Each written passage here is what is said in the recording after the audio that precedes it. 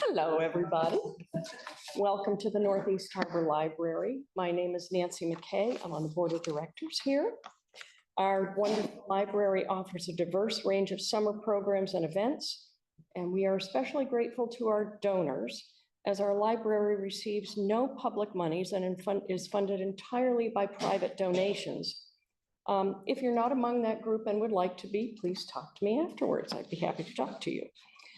Coming up next, we have a pickup choir sing-along on Saturday, the 28th, and next Wednesday, July 2, there's a presentation by Dr. Edward Morrow on infants and iPads, neuroethics. Please check our website, or Zach has all these little pamphlets back there for lots of our programs that are coming up, so please look at those. So now on to Carl Little. Born and raised in New York City, he moved to Mount Desert Island with his family in 1989. He holds degrees from Dartmouth, Columbia, and Middlebury. He's the author of several art books, including The Watercolors of John Singer Sargent and Edward Hopper's New England, and has written monographs on many artists, most recently John Moore. In 2021, the Dorothea and Leo Rabkin Foundation presented him with a Lifetime Achievement Award for his art writing. He curated the exhibition Quarries, Muse, and Material on view at the Monson Art Gallery through November. He is the author of Ocean Drinker, New and Selected Poems, and Blanket of the Night poems. His poetry has appeared in a range of publications, most recently Maine Arts Journal and Maine Sunday Telegram, as well as in several anthologies edited by Wesley McNair, former Maine Poet Laureate. He contributed to Breaking Bread, Essays from New England on Food, Hunger, and Family in 2022, and Alive to This, Essays on Living Fully by 20 Maine Writers, 2024. Carl is also a former Northeast Harbor Library board member, thank you, and served for several years on our scholarship committee. And I just wanted to add that in his review by Megan Grumbling, she wrote, "Little is fluent in noticing and reverence." And I thought, what a lovely way to be. So welcome. Thank you.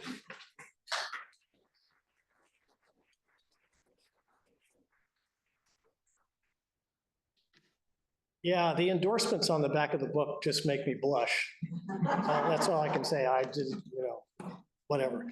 But I wanted to thank Zach and Amy and Nancy for welcoming me here and for hosting poetry at this fine library. I'm delighted to be able to share a sampling of my new book, Blanket of the Night, published by Deerbrook Editions of Cumberland, Maine, with Jeffrey Haste presiding. This is my second book with Jeff, who specializes in Maine poets. Other writers in his stable include Candace Stover, Dawn Potter, Linda Aldrich, Jefferson Nowicki, Martin Steingesser, Stuart Kestenbaum, and the late Deborah Cummins. I'm humbled to be in their number. The book includes poems written more or less since 2007, when my previous collection, Ocean Drinker, New and Selected Poems, came out. Let's get to it. Let's see here. No.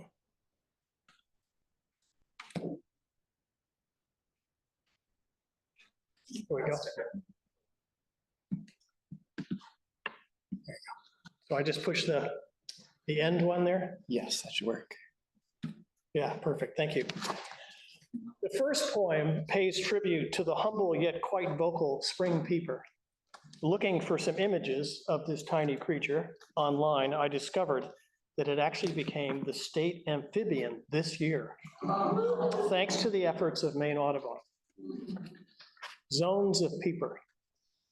Driving home from a party, parsing conversations, car windows down to greet first real summer heat, we pass through zones of peeper, not song, not chorus, though scientists no doubt find pattern in the high-pitched whatever it is, nor peep, which reminds you of silly chicks falling over each other in an incubator.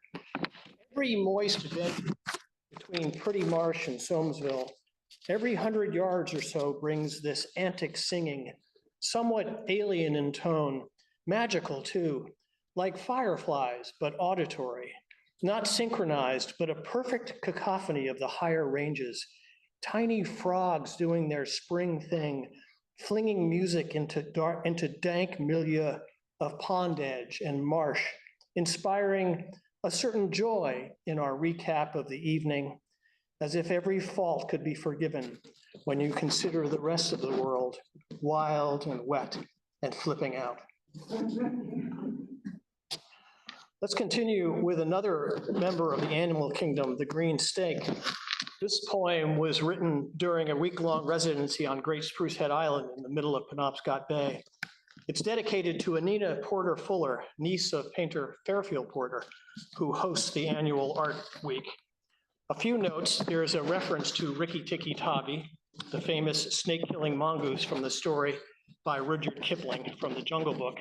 Kipling's father, John Lockwood Kipling, drew this illustration for the first edition. Small green grass snake, Great Spruce Head Island, Maine, slithers through the grass, although that verb doesn't do its movements justice. Maybe glide or ripple or shapeshift, so delicate, thin, moving up the path just ahead of our footsteps.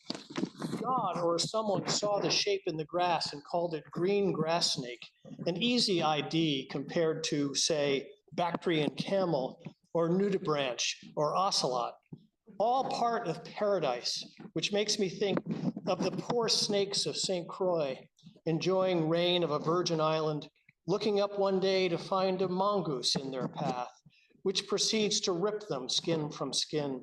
The carnivore imported to clean up Eden, a Rikki Tikki Tavi nightmare for the serpent crew, a kind of injustice played out by man playing almighty.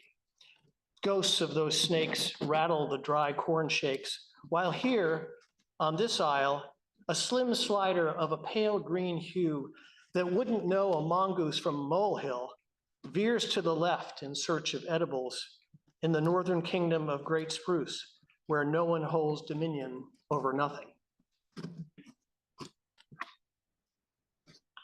One of my favorite TV shows growing up was The Addams Family.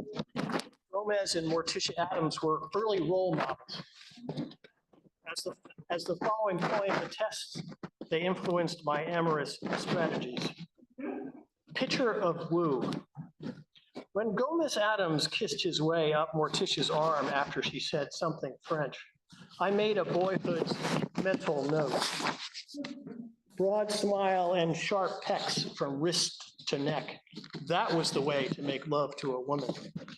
Later moves ran a bland gamut, slow dancing, locking eyes, a bit of begging.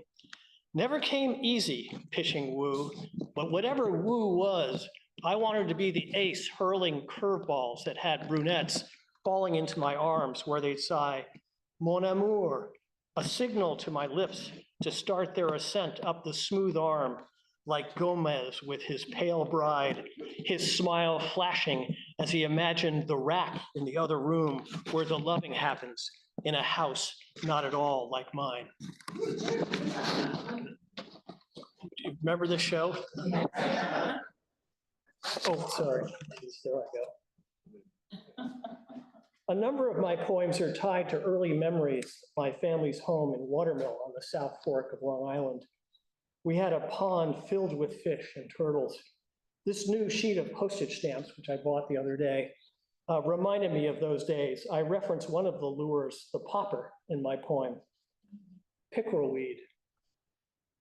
I know these too from the pond I skirted as a child, green cake knives clustered along the shore, doubling in shallows, where I cast hula popper, hoping the weed's namesake might snatch and tug the line into nearby lily pads. Oh, lovely slime of thrashing fish. And now I find them again, the weeds, in a corner of Soames Pond, spiking the air while water bugs scurry among stems. They hold the pose through summer, a few blue blossoms adding to the thrill, part of an overall green that we greet with affection after a long winter. Elsewhere, water lilies, more prominent in the landscape, haven't a clue about the subtleties of beauty. I avert my eyes, look elsewhere, to a weed, yes, but an exceptional one, cutting the air this way and that in a light breeze that animates us all.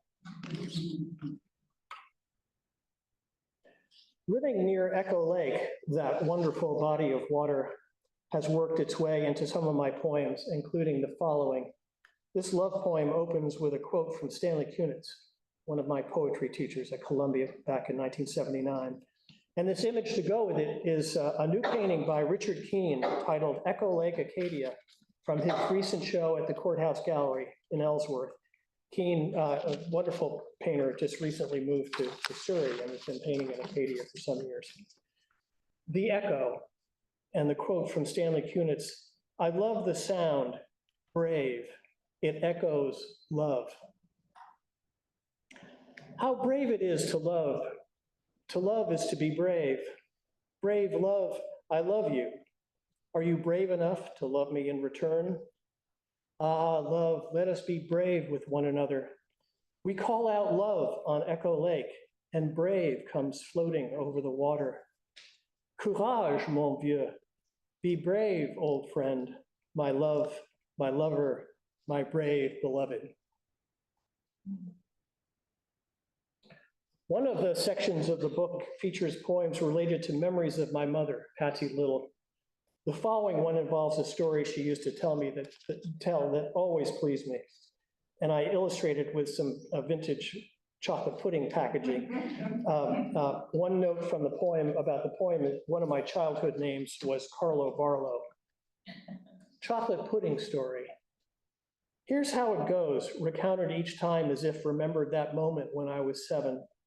My mother, making chocolate pudding, greets me as I enter the kitchen, home from fishing the afternoon on Flax Pond. Then a moment later, from the corner of her eye, spies something disturbing, supper's dessert squirming over a cup's lip. At this point in the story, she always paused for effect before delivering the revelation. Carlo Barlow had deposited a handful of worms on his way through the summer kitchen. She tells the tale with just a hint of horror. I listen for the 100th time with pleasure. Another section of the book is devoted to ekphrastic poems, that is, poems prompted by works of art.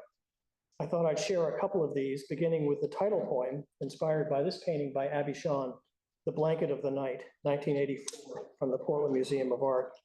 I should note that Abby lives over in Solon, Maine, and she ended up there through her parents, well-known artist Ben Shawn and his wife Bernarda, through their association with the Skowhegan School of Painting and Sculpture. The Blanket of the Night, after a painting by Abby Shawn.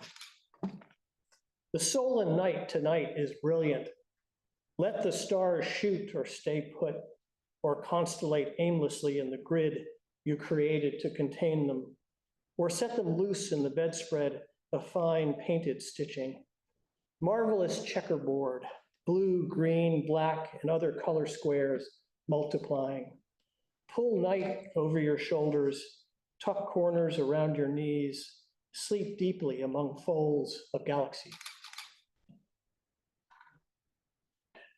The next poem, Oli Oli Over, is one of a series of poems inspired by the paintings and drawings of David Esty of Belfast.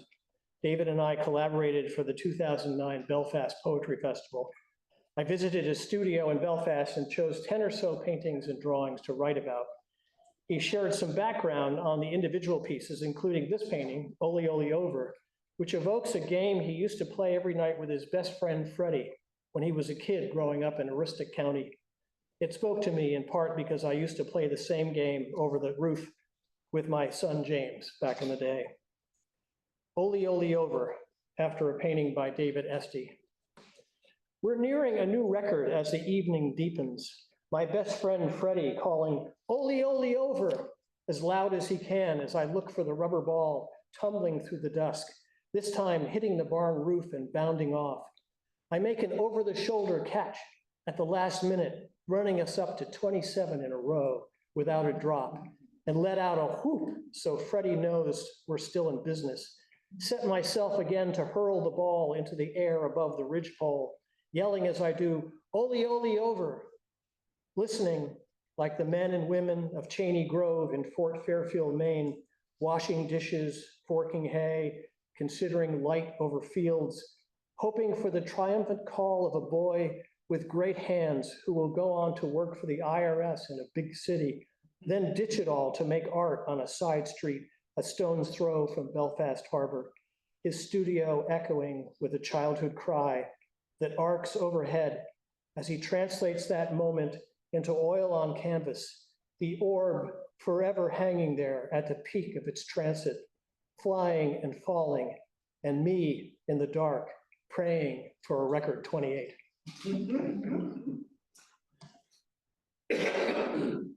In this next poem, I riff on this painting by the wonderful Scottish-born painter William Irvin. Many of his canvases call for a narrative. This is a Little House of Hers after Bill Irvin's painting, Bringing in the Cat. Every evening except when it rains, Innes stands by the door of this little house of hers, nestled in the greenwood, and calls her pussycat to quit its hunting. The cat leaps into her arms, black as the night gliding in among the trees that back this little house of hers, plank door and white clapboards. The cat brings comfort through the dusk till moonlight enters this little house of hers through the one window near the eaves. Innes wears her best dress, bright blue, and thinks this little house of hers sometimes seems like the handiwork of a painter wielding a palette knife.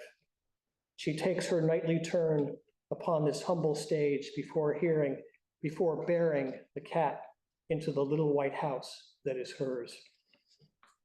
And I just wanted to note that I welcome the opportunity to pair the artworks with the poems, which isn't possible in the book, with the exception of the title poem, because I really want to give credit where credit's due. It's nice to have, so you can see what's going on. For the past several decades, the quarries of Maine have inspired a host of contemporary sculptors and led to the launching of the Scudic International Sculpture Symposium. From 2007 to 2014, sculptor Jesse Salisbury and his crew organized 5 international sculpture symposiums in Down East Maine. The result is the Maine Sculpture Trail, 34 sighted pieces stretching from Bucksport to Eastport, Calais in Canada, and inland to Orono, Bangor, and Old Town. These sculptures, which are largely abstract in nature, have become part of the landscape, landmarks spied along roads and parks, on village greens, in front of libraries. One of my favorites is Cleat, 2010, by the late Don Meserve from Round Pond, Maine. The piece is sited just offshore in Winter Harbor. One note about the poem, Boyer in the first line refers to Yankee third baseman Cleat Boyer, a baseball hero from my boyhood city days. Cleat, after a sculpture by Don Meserve. The word makes me think of Boyer, third baseman of my boyhood, of the bottom of a soccer shoe, of old England. And then I find Don riding the thing on his website, half cowboy, half Dr. Strangelove, and realize we're talking nautical, of fitting on ships, boats, and docks to which ropes are tied. One of those utilitarian designs that become graceful sculpture when carved from down east granite by master rockman Meserve, late of Round Pond, Maine. The cleat he rides resembles small snub-nosed kayak, Inuit, but also anvil, the sculptor waving cap. Not really a rodeo gesture, but a farewell to the crowd. Don just months away from death, but his piece, anchored in Winter Harbor, rides the tide. Mighty cleat we can all count on when our ship comes in, or doesn't. Its simple shape holding the horizon, rising and falling, according to the moon and Meserve. And I did want to mention that I've been working with the Scudic International Sculpture Symposium crew, Jesse Salisbury and 5 other sculptors, on shows that are being mounted at the Ellsworth Library this summer, and also up in Monson, Maine. Nancy mentioned the show that I'm curating up there. And those are Jesse Salisbury, Kazumi Hoshino, Tim Shea, Indian Island, Mark Harrington, Chris Miller, and Celeste Robert. So if you get a chance, check it out. the last ekphrastic poem, I believe. For the past few summers, the Page Gallery in Camden has teamed up with Meg Weston's Poets Corner to host an ekphrastic poetry contest. Last year, this painting by Norwegian-born artist Anneli Skar caught my eye. One note about the poem, the wiggly thing on the chin, if you can see it there, is called a barbel. Chin barbel, or dead fish talking, after the painting Codhead by Anneli Skar. Please don't compare it to a soul patch or goatee. It's neither, and I find it offensive. Okay, barbel does come from Latin for little beard, but you know, those Romans or whoever came up with that nomenclature didn't know what I've always known. That thing on my lip helps me sense fish in murky water. A lot of good that wriggly snippet did me when the net came down and the gulp of Maine swallowed me up into the air and onto a rig where they placed me on ice and later cut me up and left me here giving the artist the old fish eye, my mouth agape. She got my good side, my lewd lips and dull but glistening forehead. And for that, I, Cod, bless her. Sorry. My homage to pocket combs first appeared in the Maine Arts Journal, accompanied by this woodblock print, Small Comb by Daniel Minter. The poem is dedicated, I dedicate the poem to Wesley McNair, former poet laureate, in honor of one of my favorite poems of his called Hymn to the Comb Over.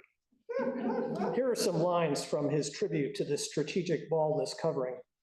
He writes, "Let us praise them in all their varieties, some skinny as the bands of headphones, some rising from a part that extends halfway around the head, others 4 or 5 strings stretched so taut the scalp resembles a musical instrument."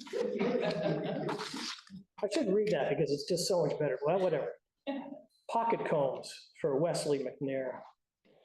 They slip out when my hearing aids are off and fall between seats of Subaru or to carpet or ground. Soundless, so many lost over the years. Small, harmless hair accessory and companion, thin teeth that make tiny music when fingered, color of licorice or tar, a couple of dollars at the pharmacy, adding up to maybe 100 smackaroos, each time leaving me empty-handed in my digging around among chapstick, a pen, illegible notes, needing the comb to tame what little remains, maybe add water to help keep the flaring hair in place. Oh, friend, farewell. May someone find you and need you.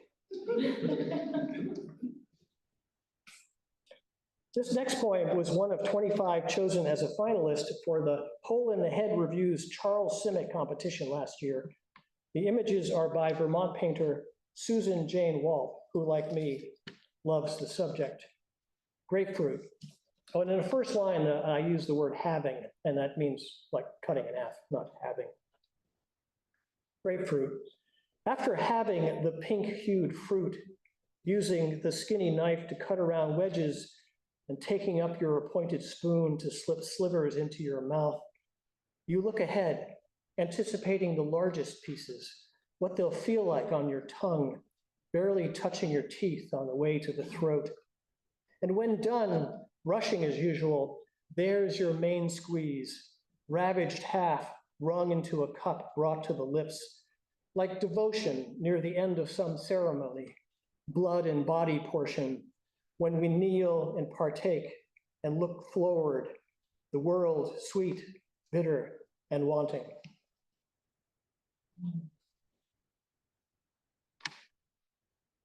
The following poem is the one COVID-inspired poem in the book. During the press conferences providing updates on the pandemic, I find myself watching the signer as much as I was following the words of Governor Mills and Nirav Shah.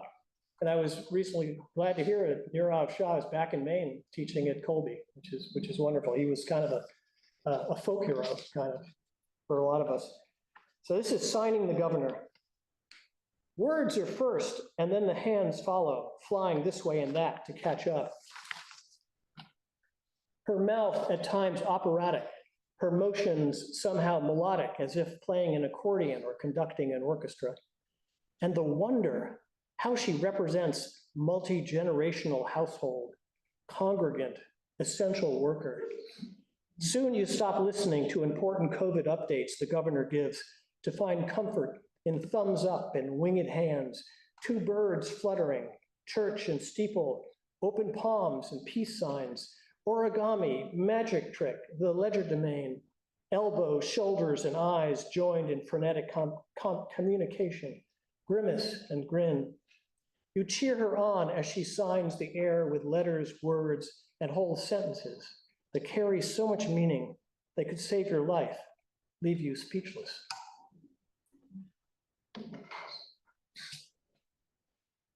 This next poem memorializes some of the hitchhiking I did in the 1970s. When I look back on those adventures, I thank my lucky stars, as you'll hear in the poem. The poem carries an epigraph from the New Yorker writer-editor William Maxwell, and this photo shows the front of the John Edwards Market in Ellsworth, where my last ride ended. To a few of the people who picked up me and my friends hitchhiking in the 1970s, and the epigraph from William Maxwell, the willing ones travel light, by freight or by jerking their thumb. To the oral surgeon somewhere in Connecticut who told me his art was sculpting children's faces, I'm grateful you didn't reach to pinch my cheek, but simply left me at an exit outside Hartford. To the car full of yokels exiting a racetrack in northern Iowa that stopped for three young men and didn't demonstrate how to drive on two wheels or leave us tied up in an underground bunker, thanks for the ride. To the hippies in the VW bus who shared a joint on their way to a band concert in upstate New York and who weren't Manson followers, happy to introduce us to the art of furniture rearrangement, we remain obliged. To the guy who drove Pete and me from Iowa City all the way to Frisco, paid for a motel room and took a detour through Estes Park without a thought of mailing our ears to our parents, I hope life on the West Coast was everything you dreamed of. And to the guy who missed his turnoff because we were talking so much, who displayed not a hint of pistol whipping anger, delivering me to the health food store in Ellsworth, where I met my brother right on time. You got me there, whoever you were, and bless you again.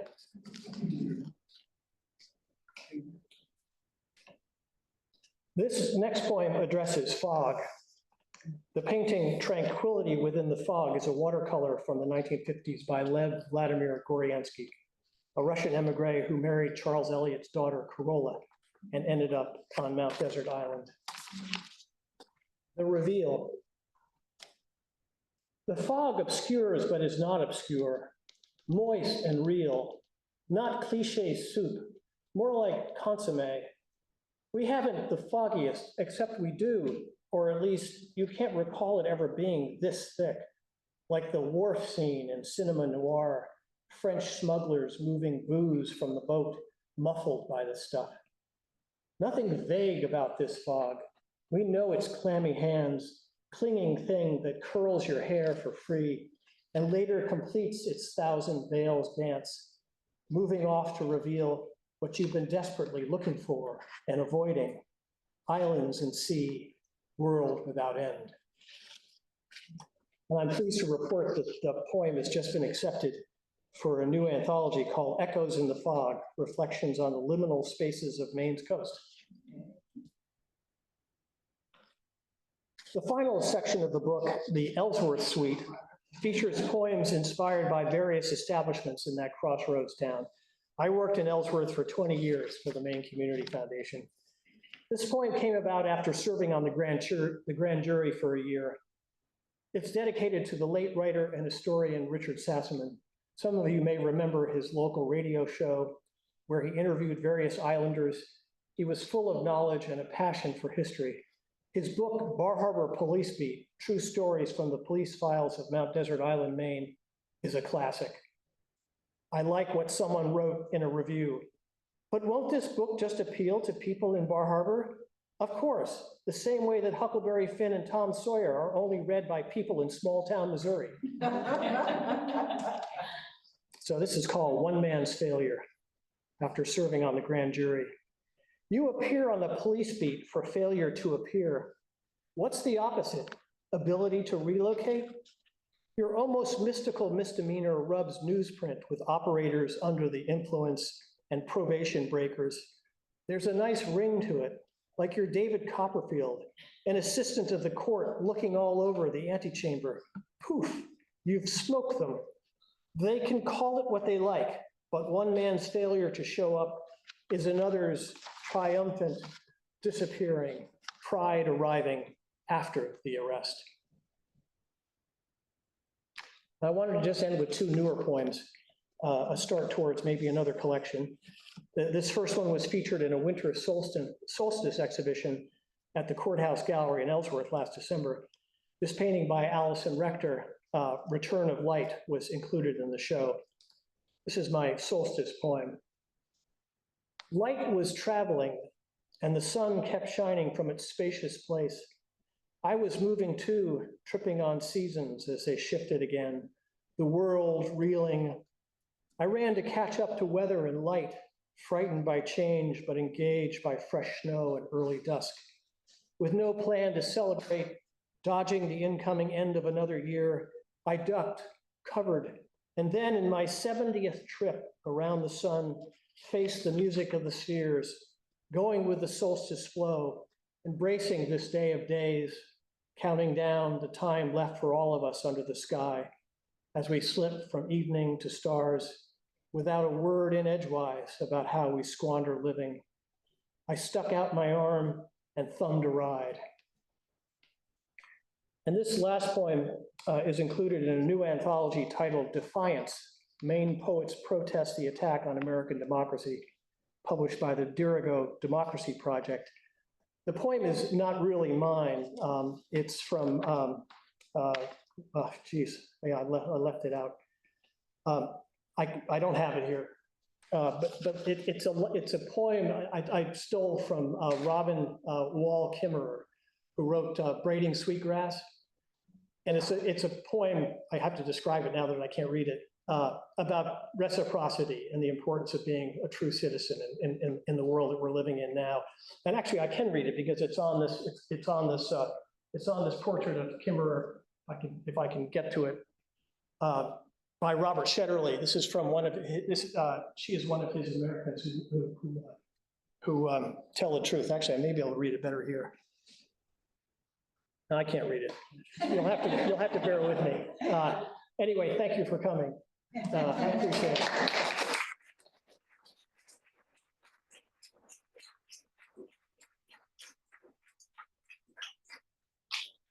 Do look her up. If you don't know Braiding Sweetgrass, it's a phenomenal book. And then the new one I've heard is yeah, incredible. Yeah. But there were sections of that Braiding Sweetgrass where I was just like, whew, how do we do that? And, I'd be glad to take questions, or we can just, I have books, and actually a percentage of the book sales will support the library. So I'd be happy to sign anything for you. Thank you for coming. Thank you.